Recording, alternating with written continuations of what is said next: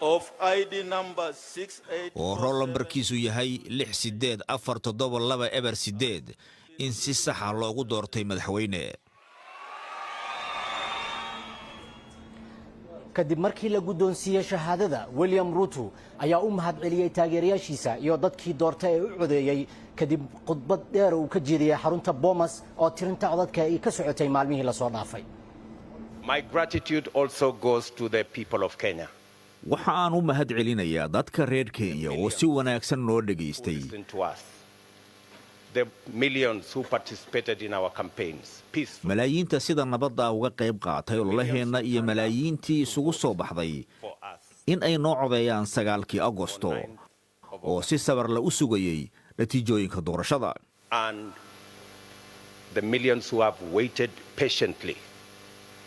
until this announcement has been made. balse afar ka mid ah toddobada xubneed ee guddiga ayaa shaaciyay inaysan qayb ka ahayn natiijada la shaaciyay ee ka soo baxday saacado ka hor intaan natiijada la shaacinin. waxaana ka mid ah waxayna sheegeen inaysan saxnayn qaabkii loo maray aan loo hoggaansameyn. waxa ka mid ah gudoomiye ku-xigeenka guddiga doorashada Juliana Cherere oo iyadu sheegtay in waxyaabo isdawmarin iyo dhibaatooyin ay ka jireen meesha. As you can see, the four of us sida idiin muuqata afarteena ma joogno Bomas oo ah halkii natiijada doorashada looga dhawaaqi lahaa.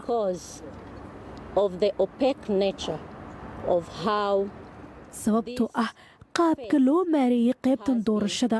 mugdi ayaa ku jira. marka ma qaadan karno mas'uuliyadda natiijada lagu dhawaaqi doono.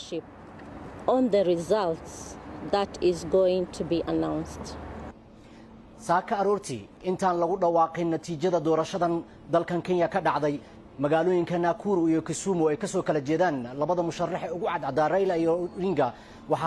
iyo Ruto waxa si weyn looga dareemaya dhaqdhaqaaqa iyo u diyaar garowga waxa ka soo bixi karo. qaar ka mid ah taageerayaasha labada musharax ayaa isugu soo baxay dhanka magaalada Nakuru haddaan ku bilowno waxa ay isu soo baxeen dad badan oo saaka aroortii jidadka isugu soo baxay wayna u dabaaldegayeen waxayna muujinayeen in musharaxooda uu noqon karo musharaxa madaxweynaha ka noqdo dalkan. dhanka magaalada Kisumuna boqolaal qof ayaa isugu soo baxay saaka aroortii jidadka ayaga oo u dabaaldegayay rajaynayayna in musharaxooda Raila Odinga uu noqonayo madaxweynaha 5 sano ee soo socoto ee dalkan Kenya.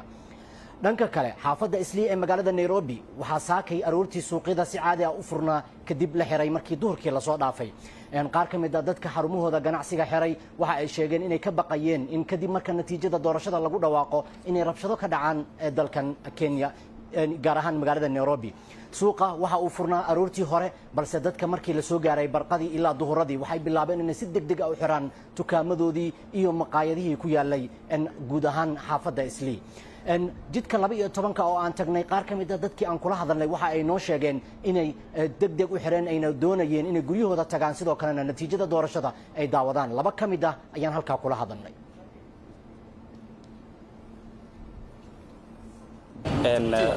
dukaanka waxaa xirnay foodada ayaa ka cabsanayna inay dhici doonto ma aragtay dukaanka maadaama Isliidhan oo ay xiran tahay cabsi jirto dasarteeda u xirnay. maanta dukaanka waxaan u xiray maadaama doorashadii la sii jiray campaign lagu jiro maanta waxaan maanta u dambeysay way waan maleynayaa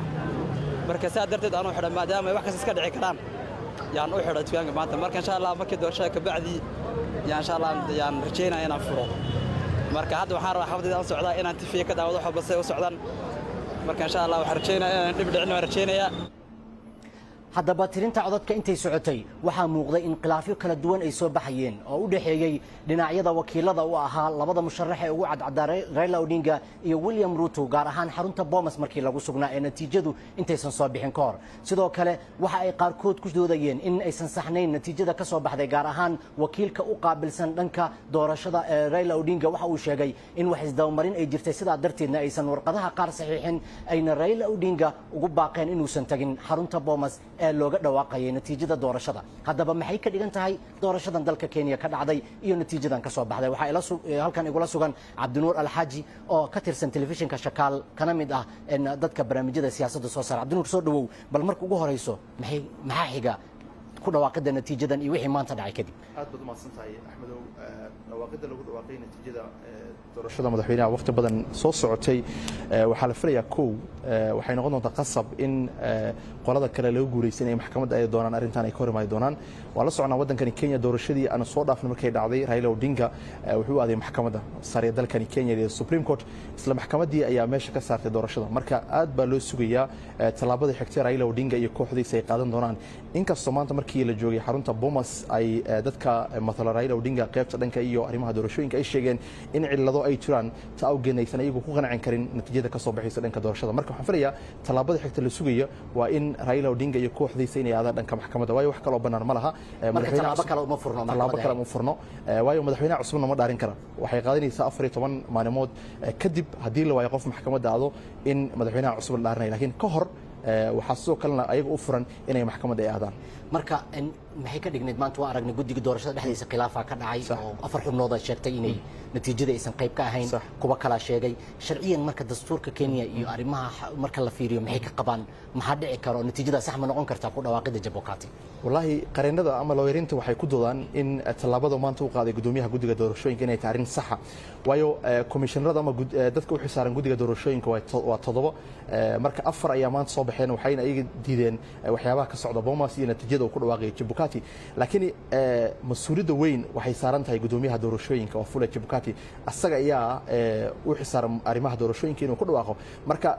lawyeerintu waxay leeyihiin Chebukati xaq ay u leeyahay inuu arrintan ku dhawaaqo dastuurkana ma qorayo in haddii lagu dhawaaqayo in la helo tiro rasmi ah ku dhawaaqida dhanka doorashooyinka laakiin 2017 markii maxkamadda ay doorashadii tuuraysay 2017 waxyaabaha la dilishaday waxa kamid ah qaar kamid ah wakiiladii dhinaca mucaaradka inaysan saxiixin foomamkii meesha yaalay hadda ma dhici doontaa taas oo kale maadaama aysan saxiixin oo diideen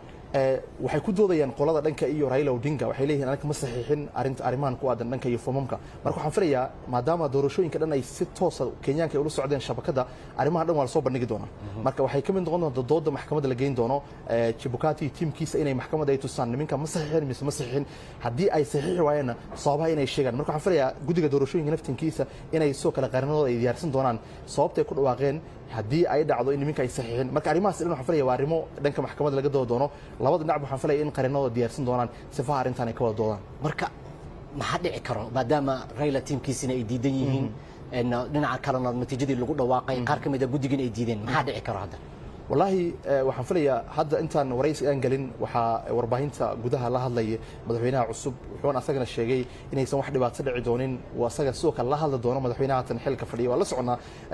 waqtigii uu asaga ku xigeen ahaa iyo booskiisa Uhuru Kenyatta xukuumadda siyaasadeed ee u dhaxaysay madaxweynaha haatan xilka jooga Uhuru Kenyatta wuxuu taageeray Raila Odinga marka asaga Ruto wuxuu leeyahay way ku qasban tahay Uhuru Kenyatta inaan wada hadalno maadaama aniga la soo doortay oo wada shaqeynay sifaha waxa la transition dawladda sidii uu kala wareegi lahaa arrimaha ka wada hadlaan marka waxaan filayaa wax dhibaato inaysan dhici doonin laamaha maankan ay kaalin ka soo bixi doonaan aad u maasantahay wuxuu ahaa Cabdinuur Alxaaji oo